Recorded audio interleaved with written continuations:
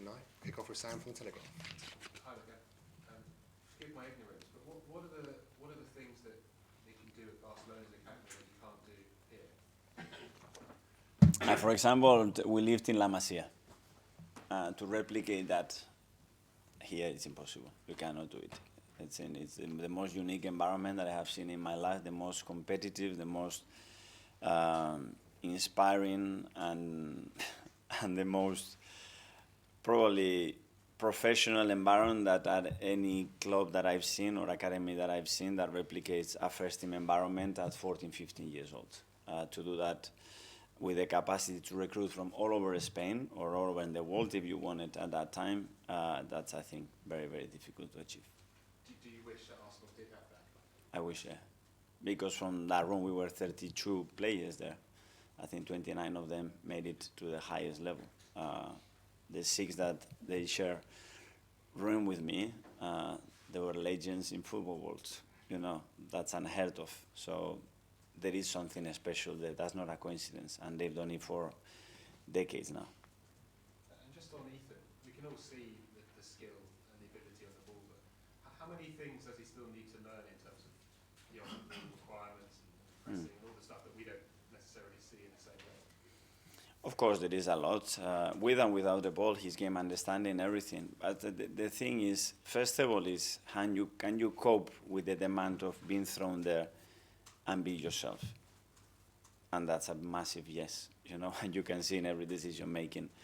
The other things, they will come. And Ethan 4 weeks ago is a different player, 8 weeks ago, different player. 10 weeks further up, he will be a different player and a better player. So I think we're in the right path with him.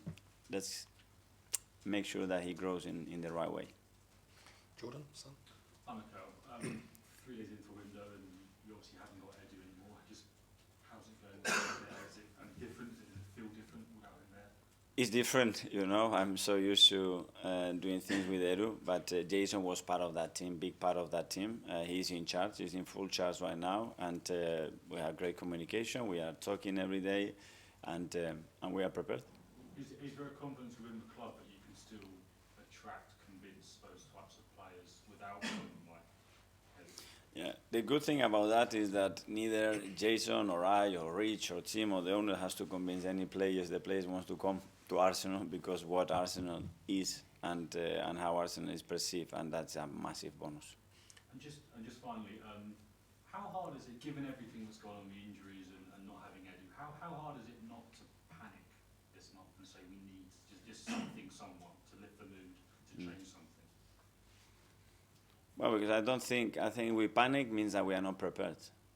And a big thing is preparation. And when you are well prepared, I think your decisions will be better. They will be very well processed. And then, yeah, it will be the thing whether when we decide to sign a player, does he perform, yes or no? And that's a good decision or a bad decision after that. The preparation is done, for sure, and we are ready. We have to do something. But we know as well that we have an excellent squad, and with players available, we can compete with any team. Yes, Sam? I'm Mikel. Hi. With the academy, does that also include looking at players from abroad as well? Would you like that to be a bit more broader, where you can actually pick players from anywhere? Yeah, we could do that, different parts of the country as well, and don't be so limited as well with the financial situation that all the clubs have at the moment. But that's a regulation. It might change, it might not.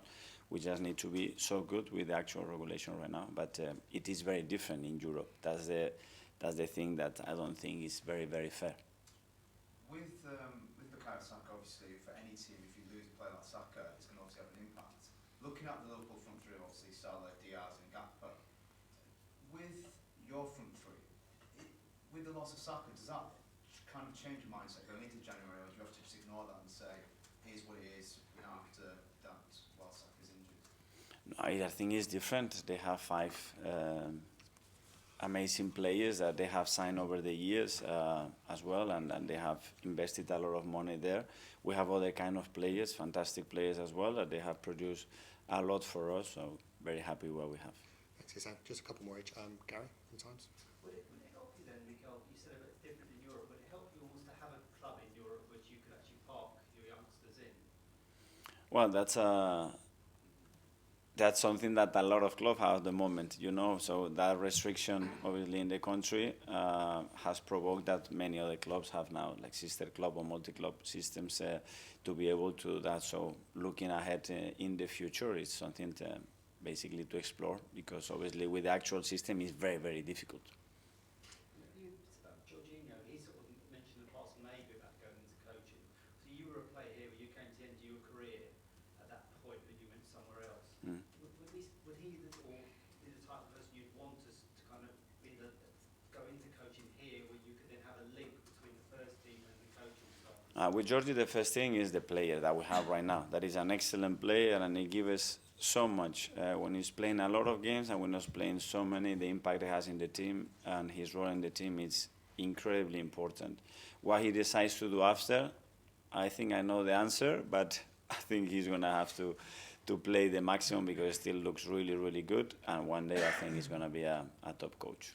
Okay, last couple, one in the back there, and then Ed, yeah.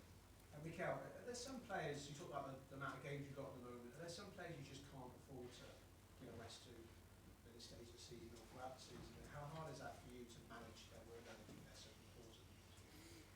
Yes, well, we had, especially with injuries, certain limitation in certain positions. But it's what it is, you know. We're going to have to try to manage them, not only in games, but as well in training, when we have the time to rest them or give them some time off as well. It's various ways to rest or offload a player, and we are looking at every possibility and the best possibility for each individual as well. And hopefully, with having 2-3 players back, is going to help those rotations as well. And one player like Gabriel Jesus, you're talking about being outside, now back in the side, he just wants games, I imagine, doesn't he? Yes, and when you are in that moment, obviously you want to continue to play. Obviously, he had a massive step up in load in recent week, and we need to monitor that as well. And finally, Ed. Hi, Mikel, just on multi-club networks at other clubs, do you think it's obviously becoming a much more common thing? Do you think it's going to be something that's really necessary in the future to have, to compete with clubs that are within that kind of network? Yeah, well, I think every club is very different, and the way they've set up and the clubs that they have picked is various. But in our ways, obviously, the vision from our ownership and the board to understand, okay, what is the best thing for the club in that sense for the future. Is that something that you would be involved in the process of, if Arsenal were to look into? My involvement is in the team and the squads, and full trust in what the club has to do there. Is for them to decide. If they want my opinion at some moment, obviously more than happy to do that, but my focus is on the team. Okay, everyone. Thanks very much. Yeah, thank you guys. Who's the best player you lived with at masia? You said there was 6. My closest friend, Pepe Reina, and Peter Valdez. But the best one was Charlie. Yeah, what? In the same You go to room. school there as well? So Xavi, Iniesta, Alves, and Reina. Your five-a-side team must be good. We also got one last money. Oh, yeah, as well. In one goal even. Good five-a-side team. Yeah. Thank you.